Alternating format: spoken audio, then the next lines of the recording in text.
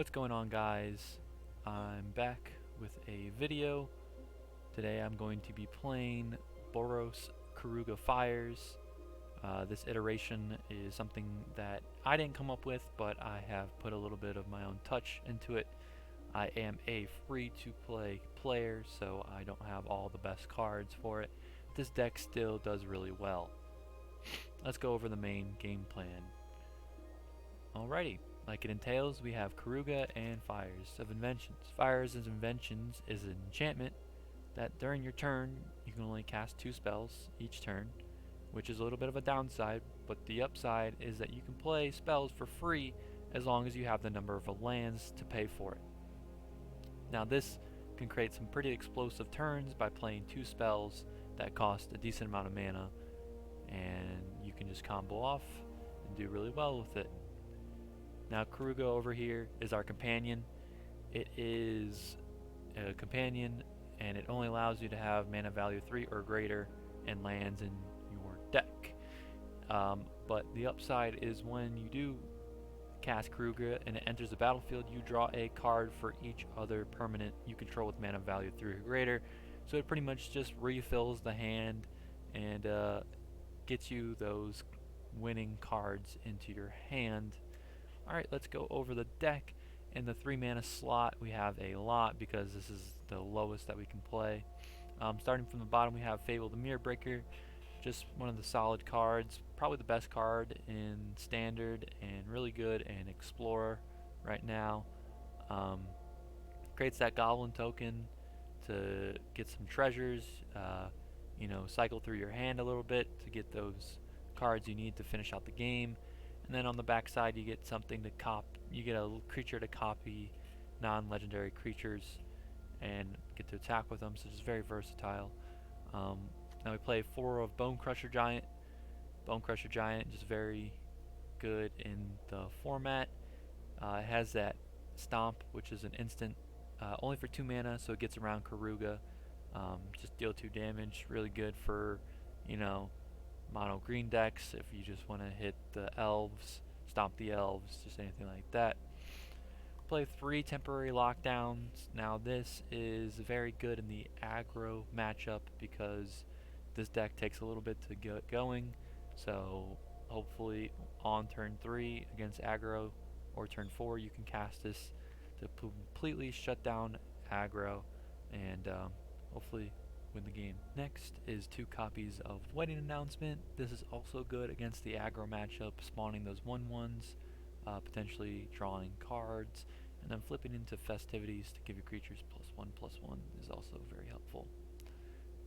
4 copies of Touch the Spirit Realm. It's a good artifact and creature removal, and it also has another ability, the Channel ability, which is only 2 mana, which gets around Keruga to blink something. So more than often I will blink Keruga to get me those extra cards into my hand. Then we have 4 Moon-Blessed Clerics. This is also a really good card in this deck. 3 mana, and you get to search your library for an enchantment card, reveal it, and put it on the top. Now this curves right into our Fires, so turn 3 play Moon-Blessed, get Fires on top. Turn 4 play Fires. But not only that, it can help with other situations. For example, if you don't have a temporary lockdown in the aggro matchup, you can always put one on top of your deck, play it next turn, and hopefully you have a good chance of coming back into the game. 1 copy of Elite Spellbinder and Banishing Light, just a little bit of fillers. Since I am free to play, I did not have the wild cards for anything else. I just had those already in the vault, so I just put them in the deck. They kind of fit. Elite Spellbinder is pretty nice against the just any matchup to make stuff cost more and to see what their hands rocking. Alrighty, now we go into the 5-drop, which are our game enders. So 4 copies of Kenrith. So when Kenrith comes down, normally you play it for free from Fires of Invention, so you can use his abilities, mainly negating trample and haste until end of turn. That combined with maybe a Keruga and a Bonecrusher Giant, that is a lot of damage that you can get through. The gaining life, target player gains 5 life for 2 and a white. It's also very useful against that aggro matchup to to gain you some life to get you back into that fight. As you can see, a lot of this stuff is against the aggro, because with that restriction on the companion, it makes aggro decks just 10 times stronger against us, so we just have some stuff to combat that. And then 2 copies of Cavalier of Flames, kind of same thing as Kenrith, give our creatures +1/0 and gain haste until end of turn to try to finish out the game pretty quick. Another side note is that Cavalier of Flames is not a legendary creature, so Fable the Mirror Breaker can copy it, and you do have a death trigger, which kind of helps too with the lands in the graveyard to try to finish out the game. Now, our land base is a little odd compared to other decks because I am a free-to-play player, so I prioritize other cards for my wild cards other than lands. These are pretty much just lands that I have laying around in the vault from playing for a little bit longer. But of course, if you do have the wild cards, you can spend on the more expensive lands. But me, I personally save up for the actual cards. Alrighty, there should be a deck list in the description below. And without further ado, let's get into our first game. Alrighty guys, we got our first match coming in. Let's see how we do with this deck.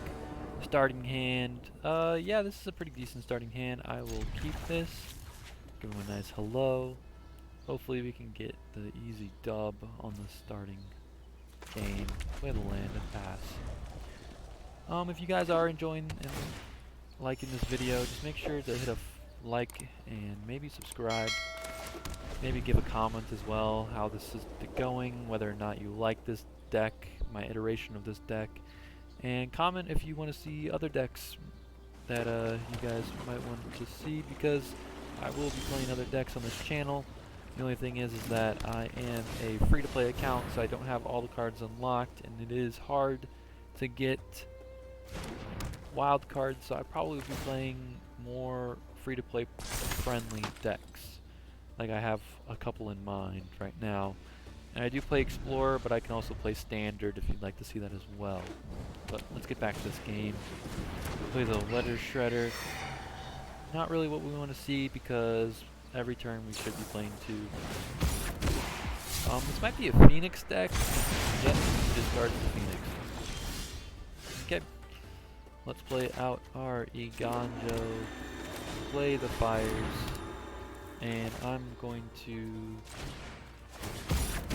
Yep, he gets a trigger for playing 2 spells. Like I said, it's not really the greatest. And then I'm just gonna exile it. Get the 1/1. I do have another Touch the Spirit Realm for a Phoenix. See if he discards a Phoenix. Nope, thing in the ice. That's a good sign. And he says another one. Okay, so we have another Fires of Invention. Might as well just play the Fires. Put Keruga to hand and pass the turn. Winning Festivities is now active. I got 2 2/2s on the battlefield. He's probably gonna kill both of them. Flip thing in the ice and have a Phoenix, so not going to be the greatest. I do have a Phoenix, Art-like Phoenix deck that I can be playing on this channel. If you guys want to see that, I can throw that in. Pieces of the puzzle. Probably takes Lightning Axe. And pop.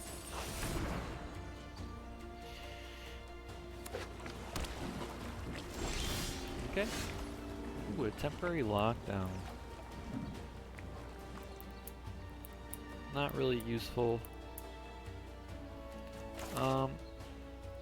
Guess I'm just going to touch the Spirit Realm.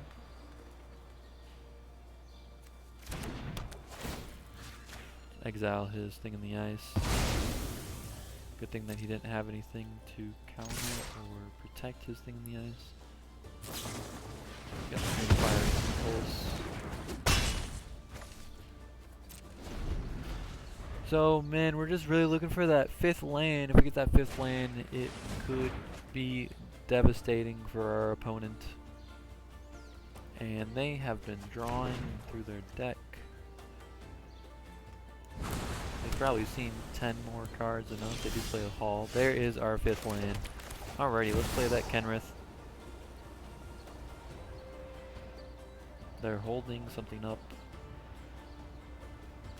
Normally Phoenix decks don't main board counter spells. So now I play Keruga. Fill up my hand. Okay, mostly lands, but we do get that Cavalier of Flame, which is really nice. Give all my creatures haste and trample. And swing in for a solid 14 damage. Yep, that's okay. Just 12 damage.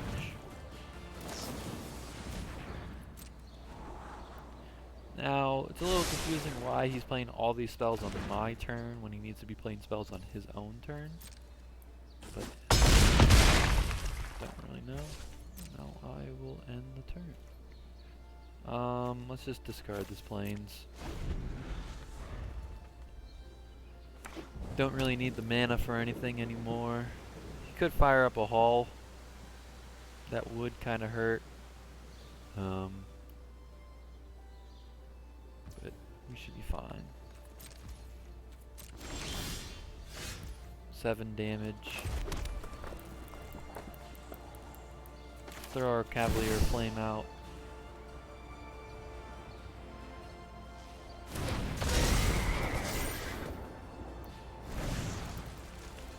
Actually, let's discard this.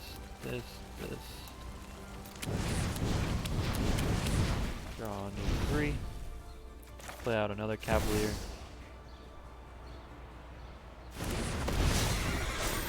Yep, and that should be game. Let's see if... I'm just going to submit 0. Give everything +1, +0, and pace. And swing away. Spike steals to me. I guess that is spite. Give him another good game. And that is a lot of damage. Alrighty guys, on to the next one. Okay, looks like we got our next opponent. Definitely not a keeper. There's nothing early. Okay, we'll keep this. We'll get rid of the Kenrith and the Elite Spellbinder. A little unfortunate though.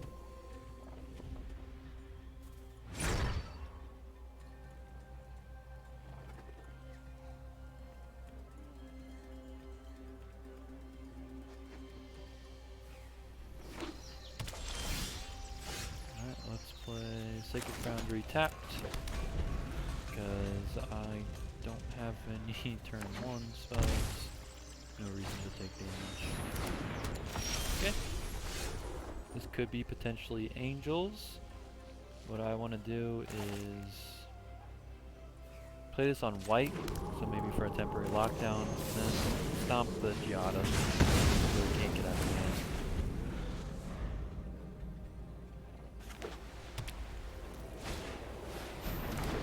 Yep. Valkyrie. Let's play the Sundown Pass. Play the Moon-Blessed Cleric. And I'm going to search up the temporary lockdown. Because potentially they could have a collected company to play next turn to get out more Angels, and you know, some of them are mana value 2 or less. Does help. Or Kaya's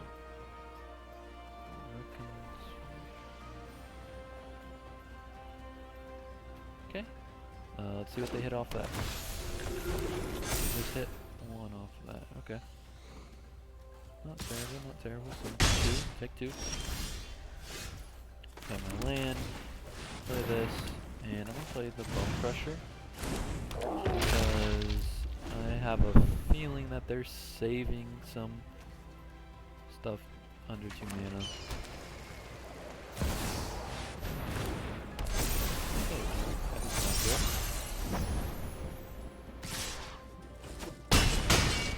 Yep. Okay. Going to buy Keruga. I'm going to play Keruga. And we don't draw anything good. They have way too much damage in the air, and that is game over. Unlucky. Alright, we've got another match coming for us. Let's see how well we do with this. Okay, this hand is actually keepable. 4 lands, 3 spells, play Wedding Announcement into the fires, or we can stomp. I'm liking we do draw Cavalier of Flame, which is pretty good. Close out. The thing is, I'm a little scared that they might be playing control.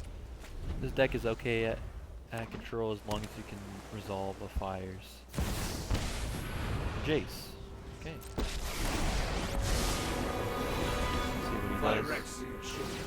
-2. That is okay. I'm gonna stomp him just to get him off the battlefield. And mill 3. Mill 2, Fable. Not what you want to see. Play Sundown Pass. And I'm gonna play Wedding Announcement. Get some things going. Banishing Light. Okay, we like to see that piece of Wedding Announcement. Wedding Announcement isn't our strong. Okay, what we can do is play land, play fires, and then play Bonecrusher.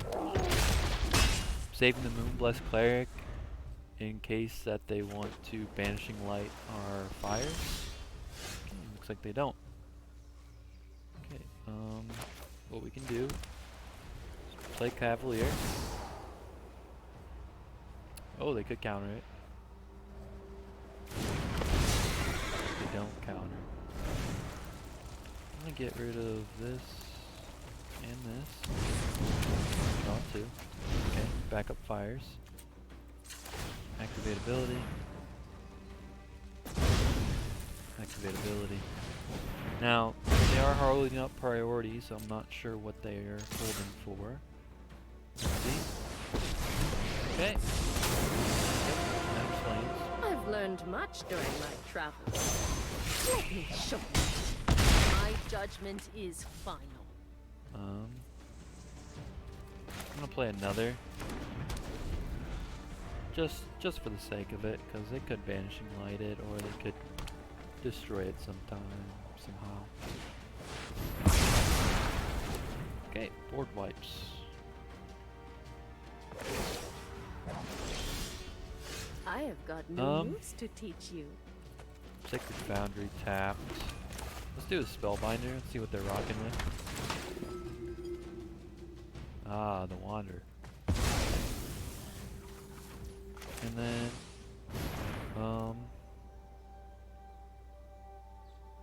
so they have enchantments, so they probably won't do any board wipes with enchantments.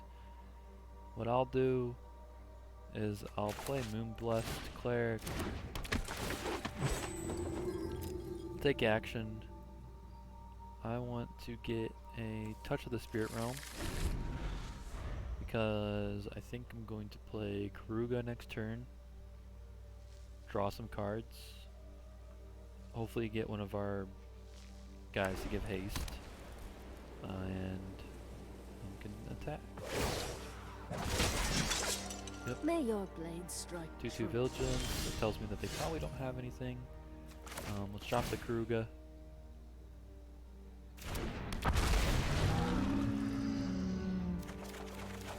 Okay, temporary lockdown. And Kenrith. Kenrith is what we really need. So let's play Kenrith.